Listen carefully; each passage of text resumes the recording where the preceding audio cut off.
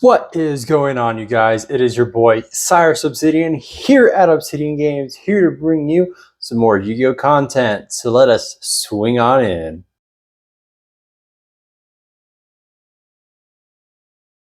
So I have been looking at the numbers, I have been watching the stats, I've been tracking that analytics, and you guys like some jank that I posted. So to meet the needs and the wants of the people, we have come to you today with a revival. And no, this is no Rescue Ace Fire King revival like what we did a couple weeks ago for locals. This is something new, something that we have been cooking up for a while now, ever since the last ban list when we lost Baron de Fleur and some other really good staple cards. We have been putting together a list, trying to figure out, fine-tune this for the best experience in playing this deck. And honestly, you can't beat the analytics. Math don't lie. So we are here to give you today an updated deck profile for probably one of my top favorite decks that I have ever played, Virtual World. So let me show you an updated profile that we have for Virtual World. So this is what the profile is going to look like, and you can edit the deck to your liking, to your locals, to your needs. Honestly, I think this is probably one of the best ways to play it right now. Now, this right now can obviously change. It can change in the future because the meta is always going to be constantly shifting. But I think if you're wanting to compete against the meta for today, this is going to be your best bet. And while staying on a budget, because I know a lot of us are broke. I'm included. I was looking to build a new deck, and I see the price tag sitting at $357.73 just for the core. Ouch. Why spend that money on that when you can get a fun deck that can be meta relevant? It can be that rogue jank that swings in, and as you guys can see, the main deck is really solid, and it can change based off your locals. But we stick to our normal virtual lineup with 3 Lili, 3 Lao Lao, 3 Lulu, 3 Gigi, 2 Nian Nian. And then we decided to go with some hand traps in our lineup with 3 Ash and 3 Imperm, or 3 Veiler with 3 Imperm to kind of help combat against the meta, so we are being active and reactive at the same time. We did couple it with 3 Droplet as well in that hand trap lineup if you wanted to include that in that mix. But Droplet is just really great at being able to send some of our Virtual World bricks in our hand so that way we can get going on our next turn. If we have one, we play Virtual World City Kowloon at 3 with 2 Gate, 2 Qinglong, 2 Chooch, and 1 Xiaolong, or Zhonghui, sorry. We play that as a standard. I keep going back and forth between 3 Qinglong, 2 Qinglong. I think 2 Qinglong for now is good. We're playing 3 Pot of Desires and 3 E-Telly, just so that way we can see and dig into our deck. For the extra deck, this is very diverse. You can change it to your wants and needs. If you can't afford the Zeus package, you can drop the Downer, Zeus, and Typhon. You can play Red Eyes Dragon, Dark Dragoon, Invoked Kaliga with Muddy Mud Dragon of the Swamp. That is your great supplement. It also gives you access into an Omni Negate or into a Floodgate when you have Crystal Wing Dragon on the board, just like we used to play back in the olden days. But getting off hand, we are playing 1 Geomathemate Final Sigma with 1 Ultimaya Zolkin. We could play Crimson Dragon in the deck, but Crimson Dragon does not suit the purposes that we would want for this deck. If you're playing more of a Centurion, that makes sense, or a synchro-based deck like Super Heavy Samurai, that makes sense. Ultimaya Zolkin in our case suits us better here, so that's why we're still playing it. And we are playing the one and only Sinister Sovereign Chen Ying because we are able to make a Synchro 10 in the deck. And you can play any Synchro 10 you want. I decided previously I used to play the Kashtira Fenrir engine because we were able to go Fenrir into a 3 for Baron, easy turn, summon 3, negate to play into the Nibiru. But with Nibiru coming in the Rising and Baron gone, you're going to have to rely on that Crystal Wing package even more so. But we are playing the Chen Ying because we do banish a lot off of Desires, off of the Virtual World names, and with Shen Shen on the board, we are getting a lot of value off of that. And Shen Shen as being our only rank or level 9 synchro monster, I think that's really solid. We're able to revive it, we're able to keep it coming back for more. So 1 is all you need. We are playing the Crystal Wing Synchro Dragon as normal, and we do follow it up with the Virtual World Juju, and we are playing Golden Cloud Beast Malong. He is our access into our Cheng Ying, and as well he can be our access into Crystal Wing. If you're not able to make Crystal Wing via Ultimaya Zulkin for some reason, you can make it into Malong. And then last but not least, we're rounding it out with Stardust Charge. For our ranks, our XC lineup, we play 1 rank 3 in Totem Bird. Totem Bird I think is going to be really crucial, being that there are a lot of field spells that are being played, and those field spells can make or break a deck. You got Nightmare Throne, you got the Gimmick Puppet field spell, you've got the Sangan Summoning for Tenpai, you also have the field spell for Snake Eyes. But Snake Eyes, there are a lot of other spells that you can hit. Same thing goes with those other decks, but I know those field spells can be really crucial, and getting rid of that with a Totem Bird or even a well-timed Chooch is what's going to help you out a lot. We do play Downer Magician for that Zeus line.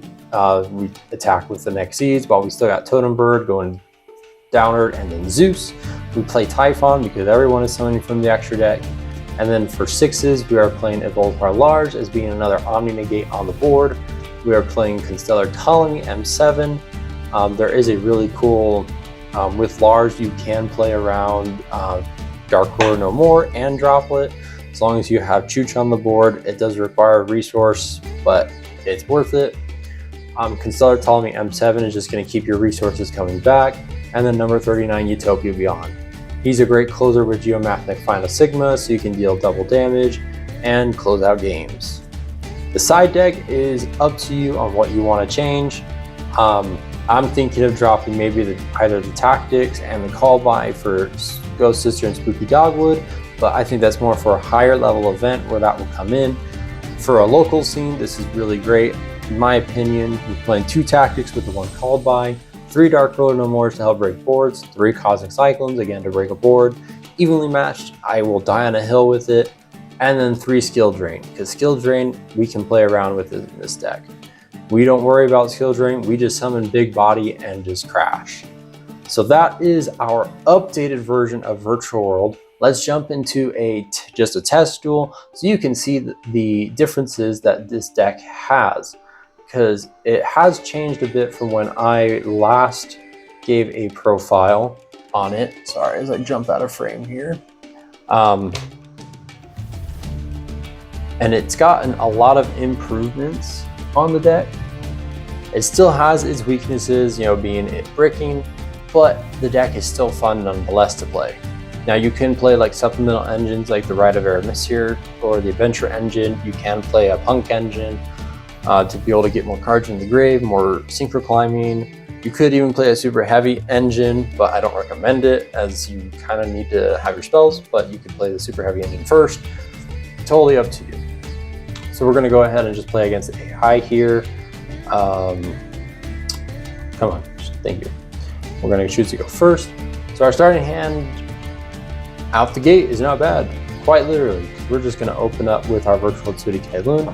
If you are afraid of something like an Ash or something, feel free to open up with that Pop Desires. We'll go ahead and just go straight into our Chooch. I'm going to go ahead and Levy. We're going to go ahead and send our King Long. Summon it. And then, since we do have a 3 in our hand, let's see, I think we will go ahead and send a Nan Nan to the grave. And then we'll go ahead and go gate here. And go ahead and grab ourselves a Lulu, discard the Nyan. Let's see. Yeah, we'll go ahead and target Chooch.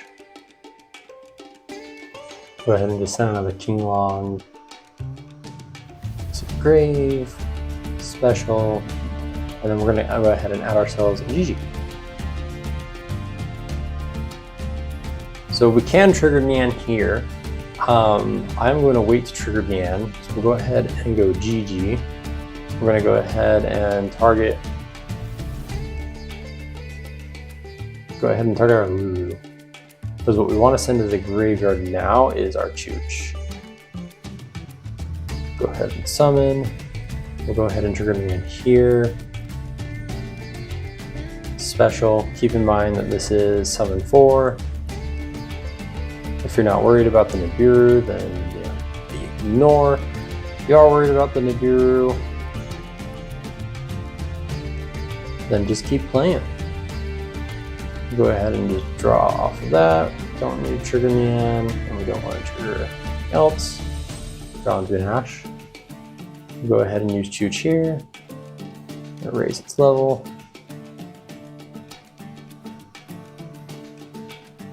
And we're gonna make Zolkin. So the reason why I keep Stardust Charge is because Zolkin, as long as you have another Synchro monster on the board, it can't be targeted by card effects. So if they go for Imperm and or a Mourner or even a Ghost Ogre, they can't target it. So we'll go ahead and summon the one and only Crystal Wing Synchro Dragon. And let's see, we're gonna be a little greedy. See if we can draw into another tuner, which unfortunately we don't. So I would have loved to have made that a Shenzhen. We could normal summon the Ash to get into it. Let's see what did we lose off of that. Sires. Anything else? No desires. Okay. Lao.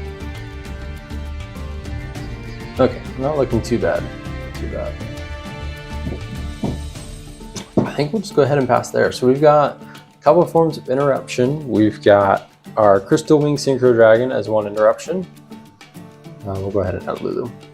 We've got a set Imperm, we've got a Chooch, we've got an Ashen Hand, and we've got a Droplet. So, that's 5 forms of interruption right there. If we were able to get Shen, that would have been 6, which would have been the Creme de la Crop, whatever.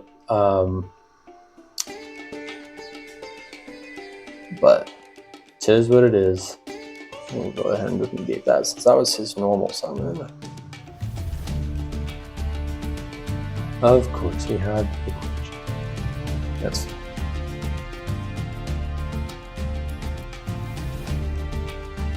In here, we'll go ahead and just ash it.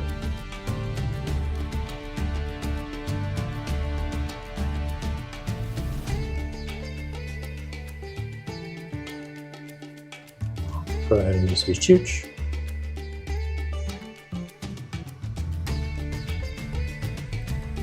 We'll go ahead and recycle our Nian and our Qinglong. Because we'll be able to put another Qinglong. Dang, I should have held on to that Ash. But it's not like it matters.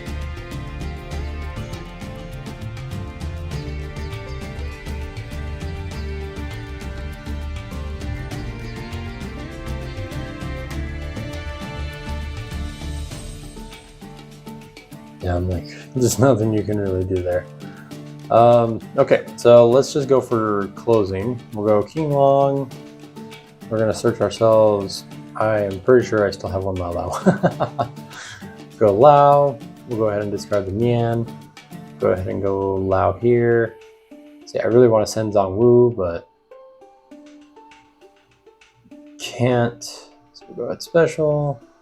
We're gonna go ahead and special out our Lili. Then we can go ahead and make Utopia Beyond.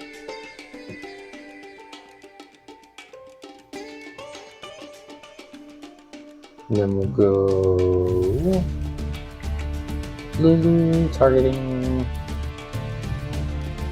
Go ahead and send Squaroons, we don't really need it. Then we'll go ahead and add ourselves here.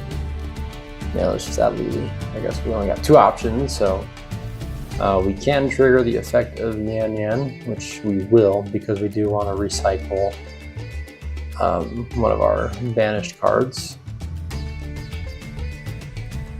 And then we'll use these to go into Shen Shen. And then we'll go ahead and just trigger Nian. We're going to go ahead and send back. We want to send back our just copy Lulu. And let's see, I'm trying to think. Can we? I think we can. Just go with this here.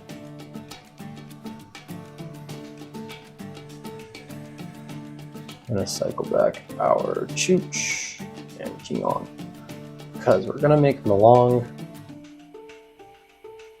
So I mean, we definitely have game on board, but I just want to show you like the breadth of which this can go.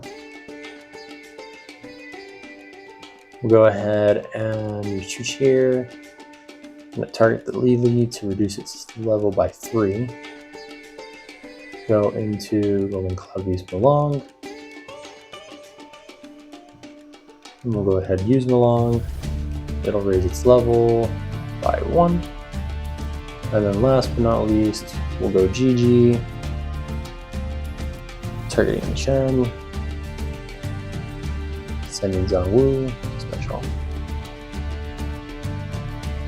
And then we'll go into Sword Soul Sinister Sovereign for a whopping 46k.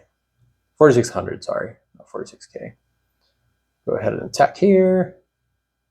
And then we can attack Crystal Wing. So I mean, yeah. So you see that this deck has a lot of potential to like really grow and just really do a board.